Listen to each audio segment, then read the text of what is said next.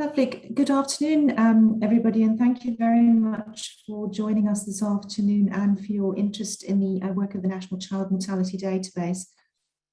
I'm the program lead for the National Child Mortality Database, and today we're going to cover the most recent thematic report that we published last week.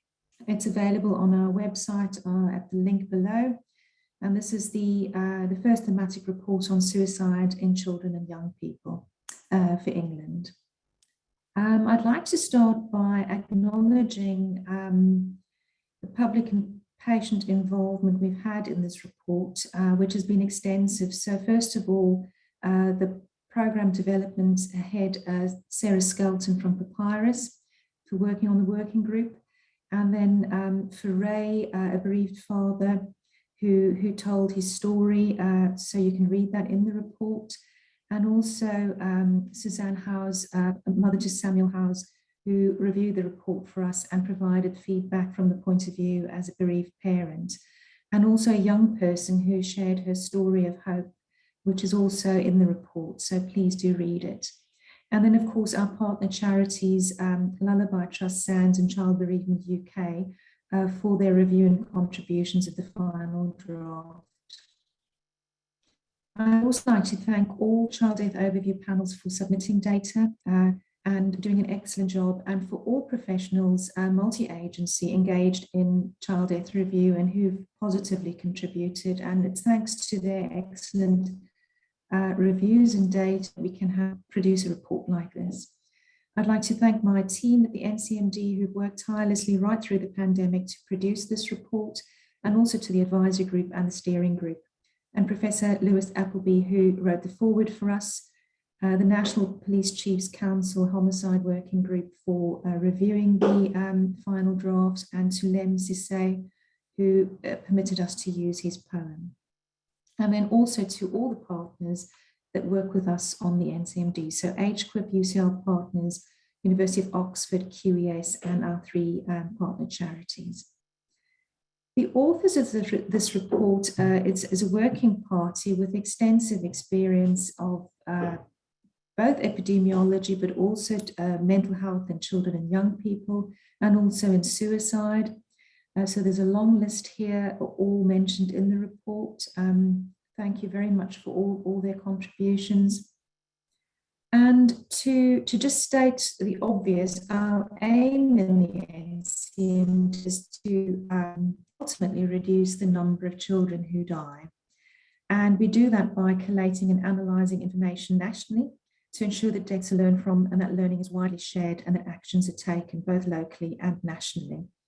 And it's the only programme of its kind globally.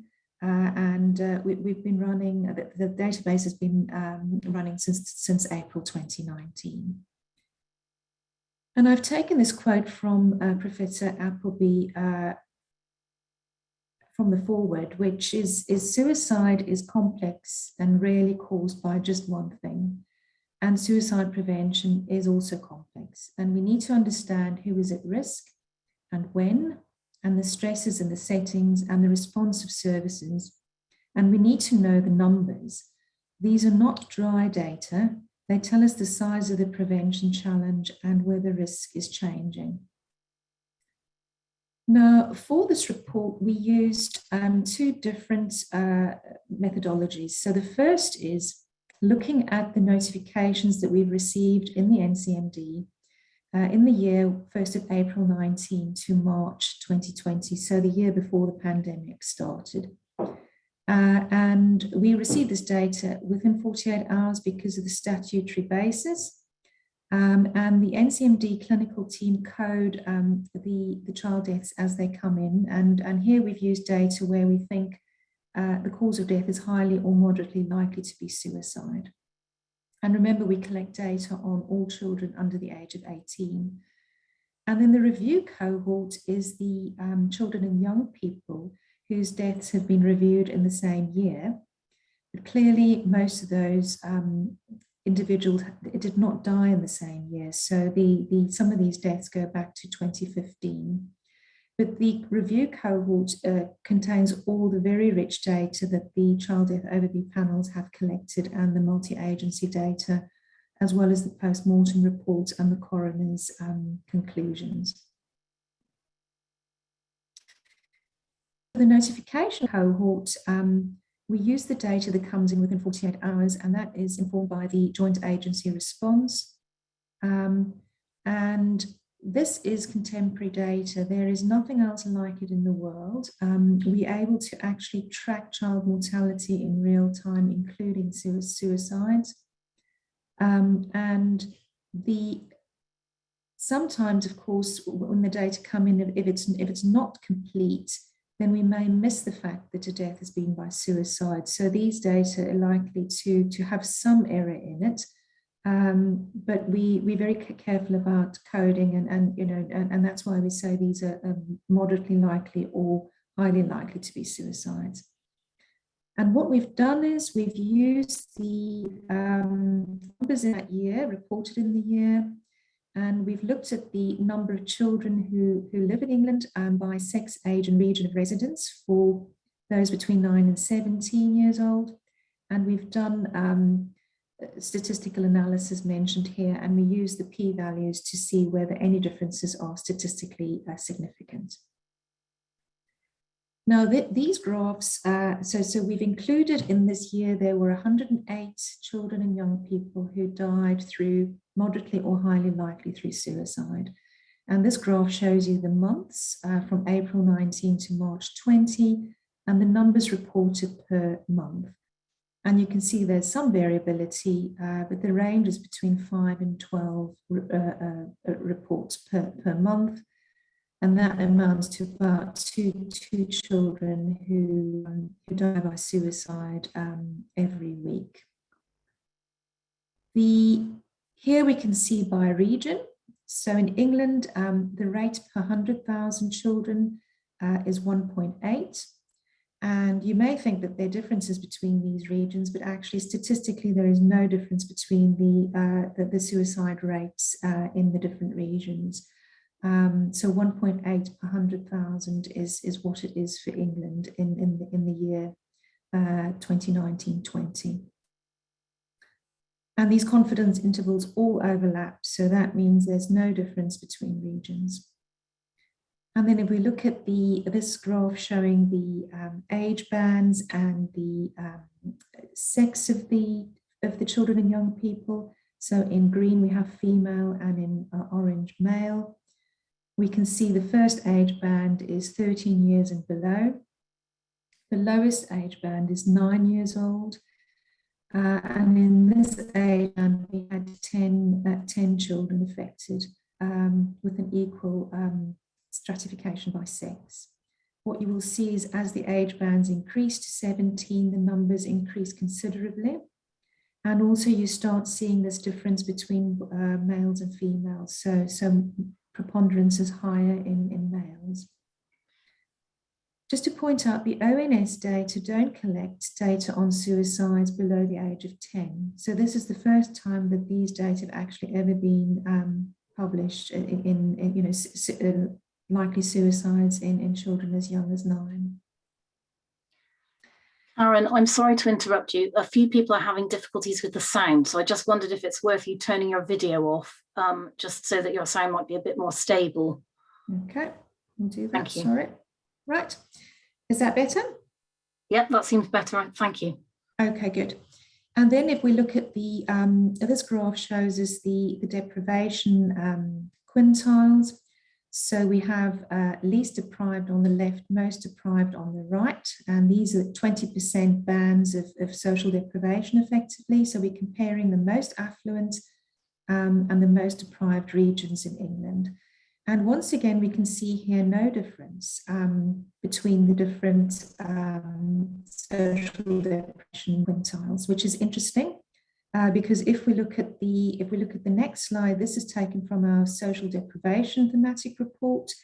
I'm not going to go through all of this, but if you look on the left, if we look at all cause mortality, all deaths, we can see this very, very stark social gradient across the same deprivation quintiles I've shown you there.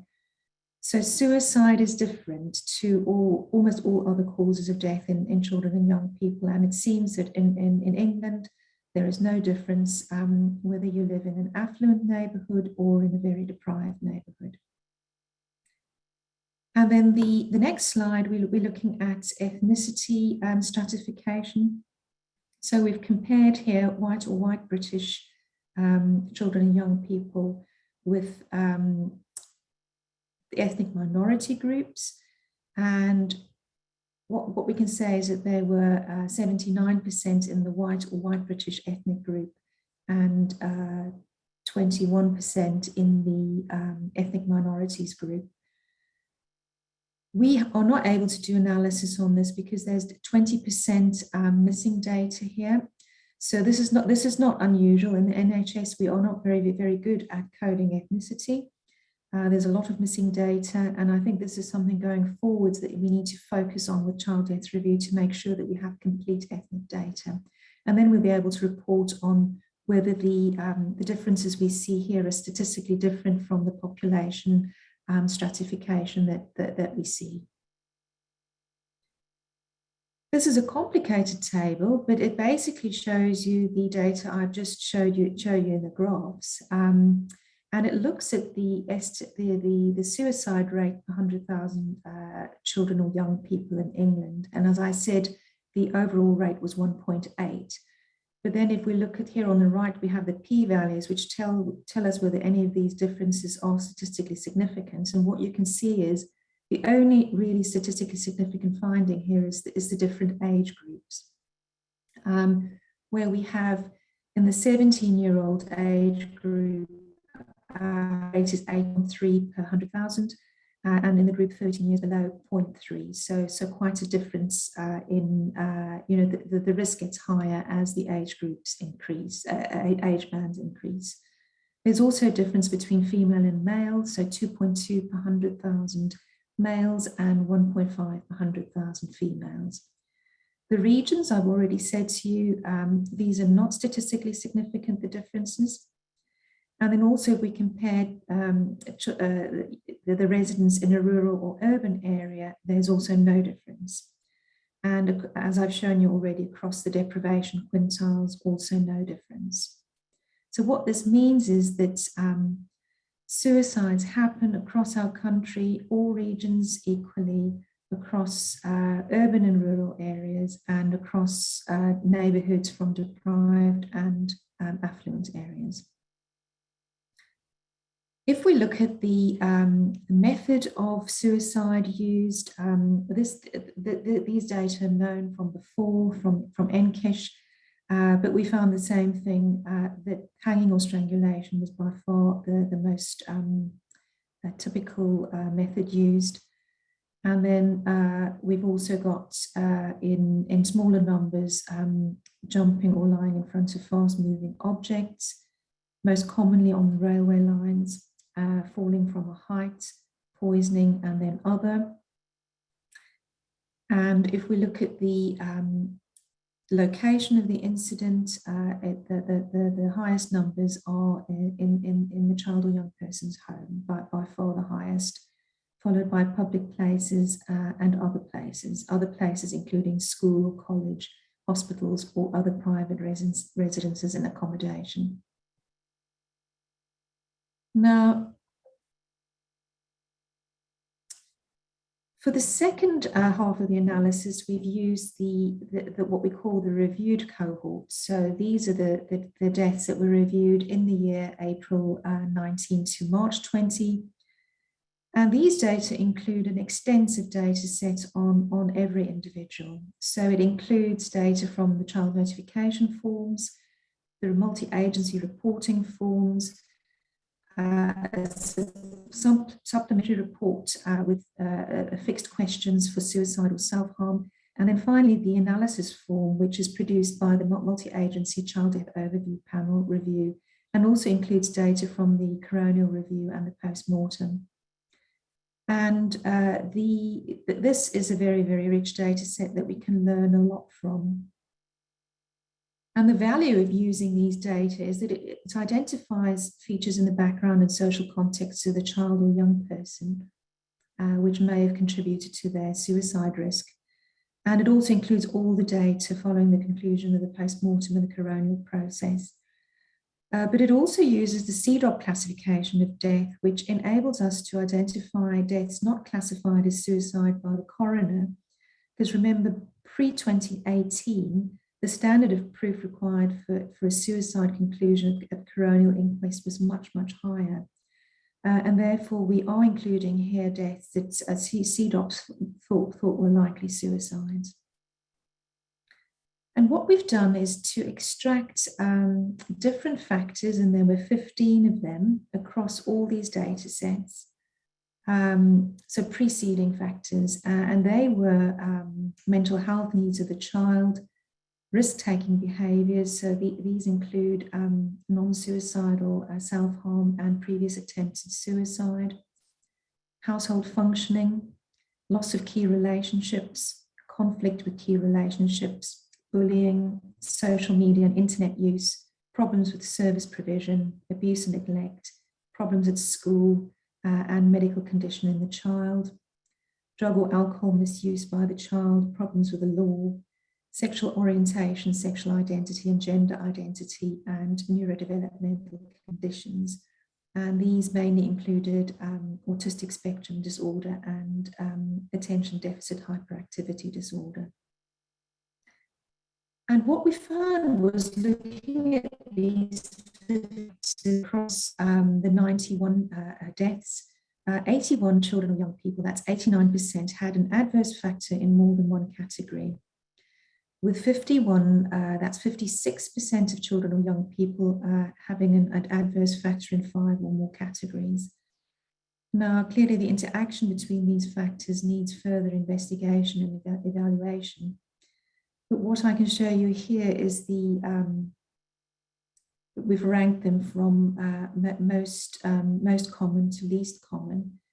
And if we look at the factors that were present in more than 50% of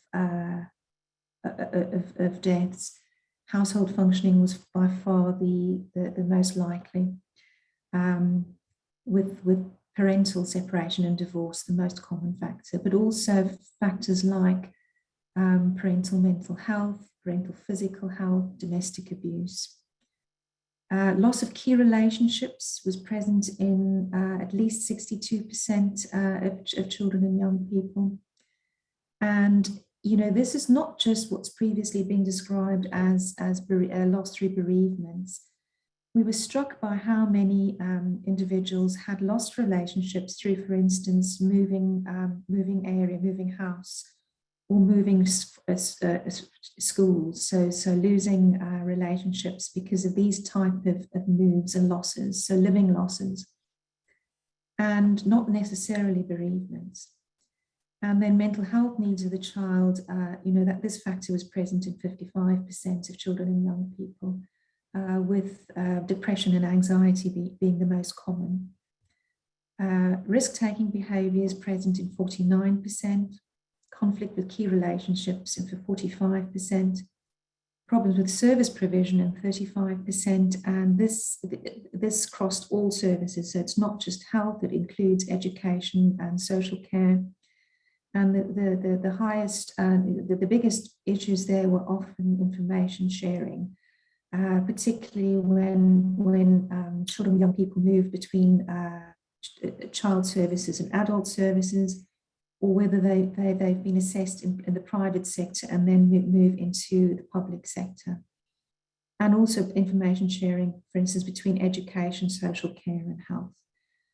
So things that can be, concrete evidence that we can make changes to potentially reduce the risk to future children. Abuse and neglect, sadly present in 32% of deaths. And a third of these were sexual abuse or rape, a third domestic physical abuse, and a third emotional abuse.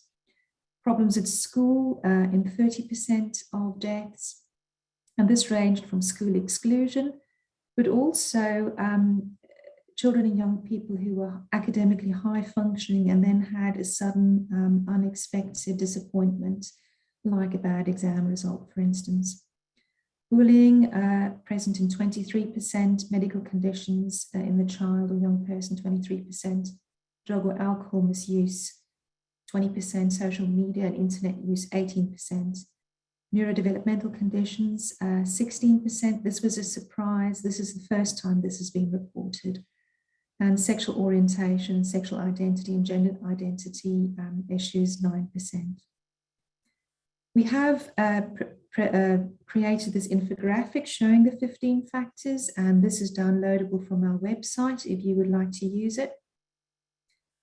So the key findings in brief is that all services providing services to children and young people should be aware that child suicide is not limited to certain groups. Rates of suicide were similar across all areas and regions in England, including urban and rural environments and across deprived and affluent neighbourhoods. And 62% of children or young people reviewed had suffered a significant personal loss in their life prior to their death, including bereavement, but also living losses, as I've described. And loss of routine due to moving home or school or other close relationship breakdowns. So this is something we can all look out for. Over 1/3 of children and young people reviewed had never been in contact with mental health services, and this suggests that mental health needs or risks were not identified prior to the child or young person's death. As I said, 16% of young people reviewed had a confirmed diagnosis of a neurodevelopmental condition, so autistic spectrum or attention deficit hyperactivity disorder, and this appears to have been found in general population. And almost 1/4 of children and young people reviewed had experienced bullying, either face-to-face or cyberbullying. And the majority of the reported bullying occurred in school, highlighting the need for clear anti-bullying policies in schools. The child death overview panels, we've also distilled down the learning, and this is in chapter 8. And here I think is a lot of scope for improvement. So the issues found were poor joint working and information sharing, lack of confidence amongst professionals across the board to talk about suicide with children and young people, the importance of safe and accessible spaces for children and young people, particularly to talk about their mental health, the importance of recognizing the impact of background social factors on the mental health and well-being of children and young people. And this includes mental health in parents and families.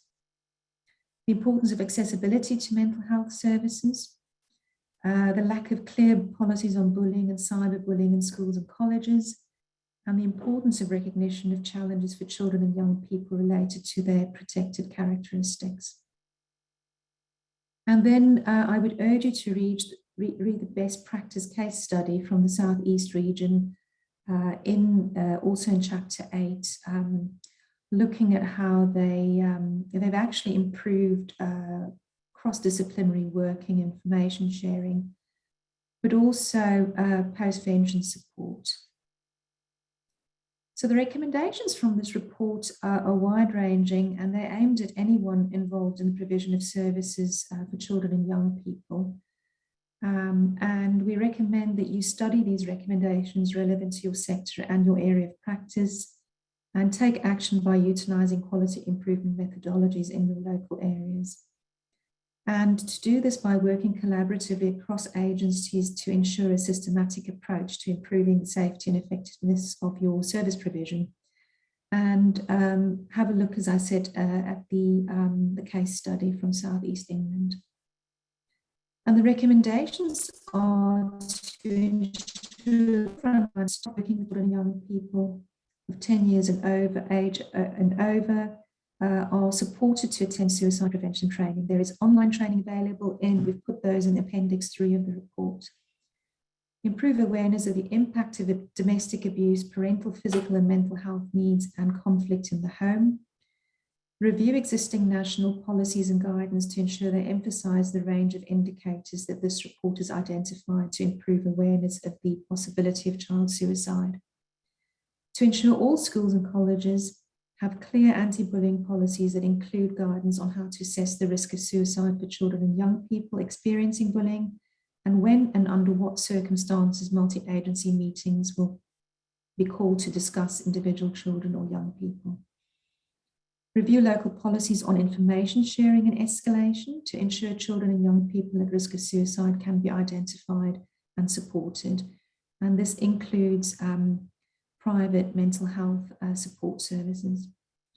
Issue revised guidance to schools on the use of exclusion. Guidance should recognise that when a child or young person is permanently excluded from school or college, any relationships with universal services are at risk of becoming fractured. Support the continued rollout of children and young people's mental health services across community settings such as schools, local authorities and criminal justice to improve accessibility, including availability of clear referral criteria pathways and adult service transition, and capacity of services for children and young people. National rollout of the questions developed in the South East England best practice case study to ensure appropriate identification and targeting of post-vention support, and actions taken to support the community after someone dies by suicide. And improve information and advice available to parents and carers, primary care and community services about monitoring, so the signs to be concerned, and support for children and young people, including those who disengage with mental health services. This should include access to local crisis helplines and national resources. So this brings me to the end of presentation. If you are not already following us, please do. We're on Twitter. We have a website which all our reports are, that they're in the public domain. You can just download this report, and also the infographic and the slides. And if you want to sign up to our quarterly newsletters, then you will be informed of any new developments that we come across and any of our new reports. And you can also email us on this email address. Thank you very much for your interest and for listening. We're not taking questions, but we're very happy to hear from you in the chat if you want to share anything. Thank you, everybody.